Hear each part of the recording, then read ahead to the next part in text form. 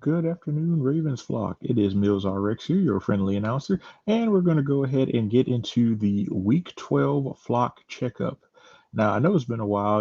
I've been working. I've been away. Went to see family in Jamaica.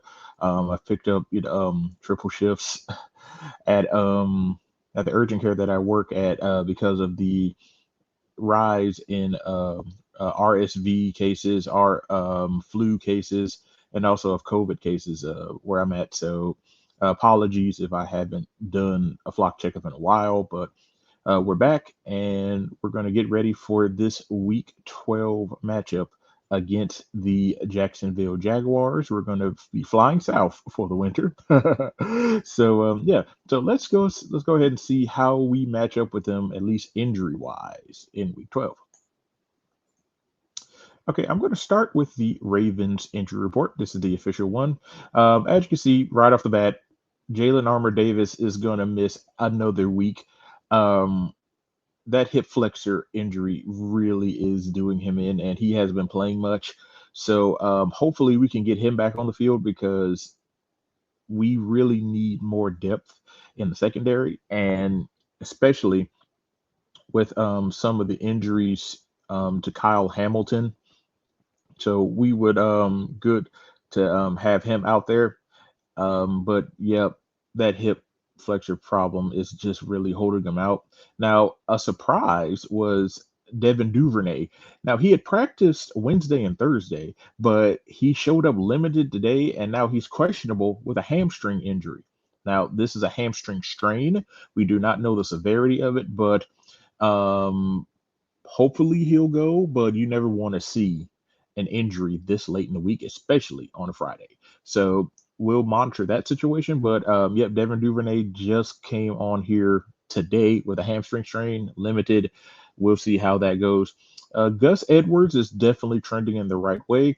He was recovering from that right hamstring strain and also a knee contusion. Limited Wednesday, but two full sessions Thursday and Friday. He's definitely trending toward playing. What I'm hearing, it's a good thing, but they're going to give him a full pre-game workout just to make sure that he is ready to go and he has no limits to his range of motion, especially on his knee. We want to make sure that there's no residual pain or tightness. Make sure the ligaments are good and make sure that that hamstring doesn't isn't tensing up on him and causing tightness. So that full pregame workout is going to be very, very important.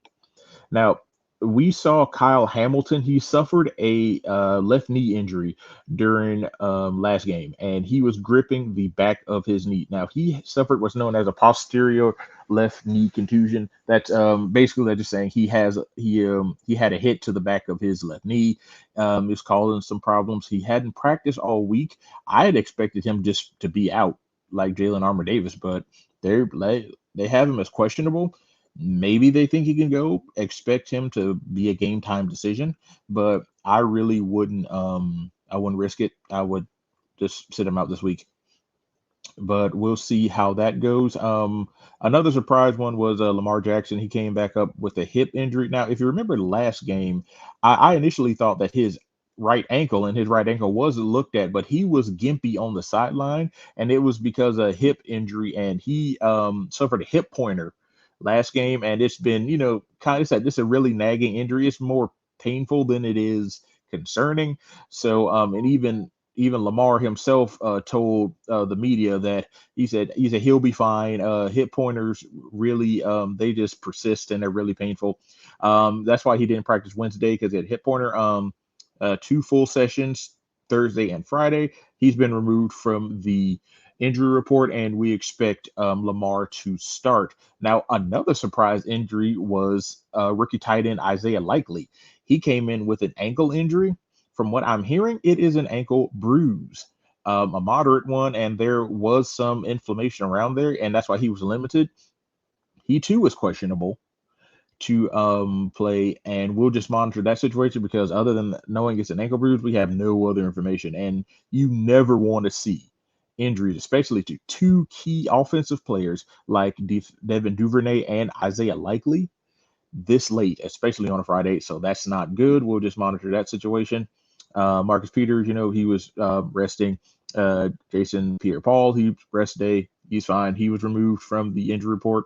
Um, Now, moving down the list, Demarcus Robinson. Now, he had a new hip injury pop up on Thursday, which was very, very concerning. Everybody was really worried about it.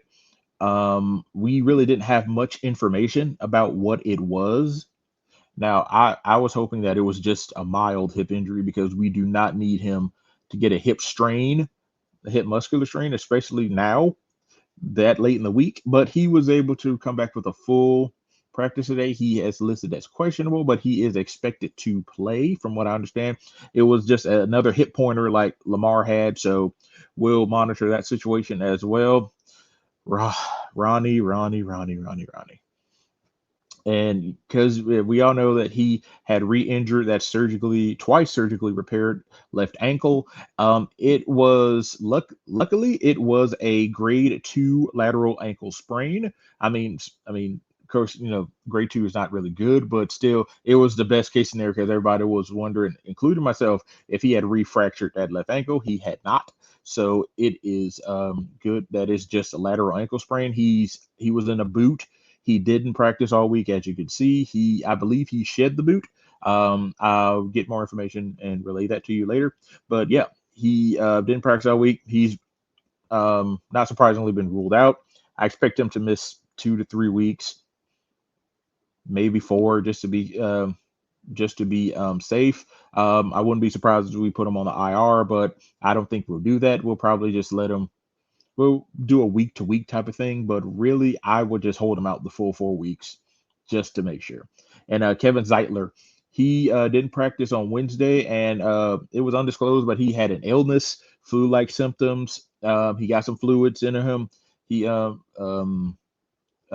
the Thursday and Friday thing, he had IV electrolytes put in him, and he was able to do a full session. He's been removed from the injury list. Expect him to start at right guard as he has done, I believe, all season. So yeah, he's been a rock on the offensive line, and that's good because we need him.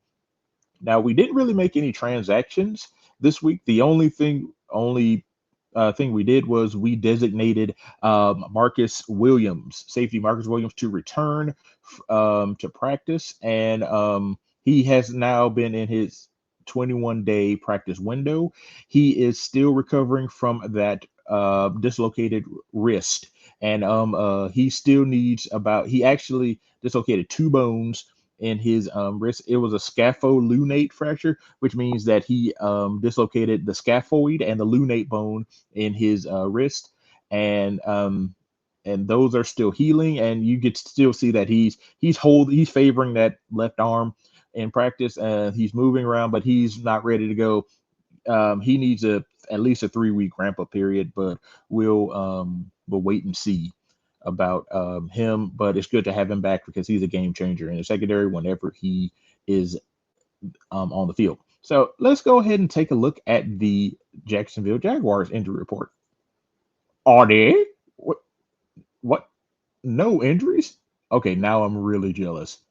The Jacksonville Jaguars have no injuries to report. OMG. That feels like a flex, doesn't it? Let me know in the comment section, Ravenfly. That feels like a flex. No injuries. They are fully healthy. Wow. That's awesome. As Ravens fans, we would love to see a clean injury report like this.